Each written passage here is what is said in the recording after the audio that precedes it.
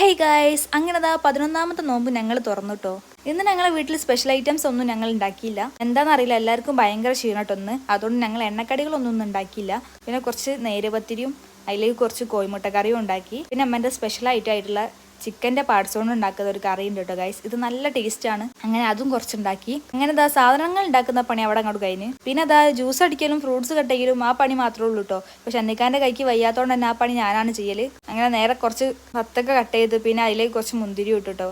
പിന്നെ 1-2 ഓറഞ്ച് മാത്രമേ ഞങ്ങൾ തൊലി കളഞ്ഞെടുത്ത് വെച്ചിട്ടുണ്ട്. നോമ്പ് പറഞ്ഞാൽ ആരും അങ്ങനെ ഓറഞ്ച് കഴിക്കലില്ല അത്രേ. അതുകൊണ്ട് ഞങ്ങൾ കുറച്ച് മാത്രമേ ഉള്ളൂ കേട്ടോ എടുത്ത് വെച്ചുള്ളൂ. പിന്നെ ആ മാങ്ങ കിട്ടി, നല്ല മധുരം ഉണ്ട് ഈ മാങ്ങക്ക്.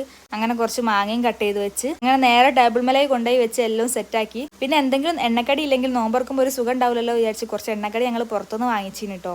അപ്പൊ അതും ഉണ്ട് കേട്ടോ ഒന്ന് നോമ്പറക്കാൻ. അങ്ങനെ എല്ലാം നമ്മൾ ടേബിൾ മേലെ കൊണ്ടുപോയി വെച്ച് സെറ്റാക്കി. പണികളൊക്കെ അവിടെ തീർത്തിട്ടോ ഞങ്ങൾ. ഇനി ഞങ്ങൾക്ക് ബാങ്ക് കൊടുത്താൽ മതി നോമ്പറക്കാൻ വേണ്ടിയിട്ട്. അങ്ങനെ ഞാൻ പുറത്തേക്ക് ഇറങ്ങിയതാട്ടോ. ഇത് നമ്മളെ വീട്ടിലെ പൂച്ചയാണ്.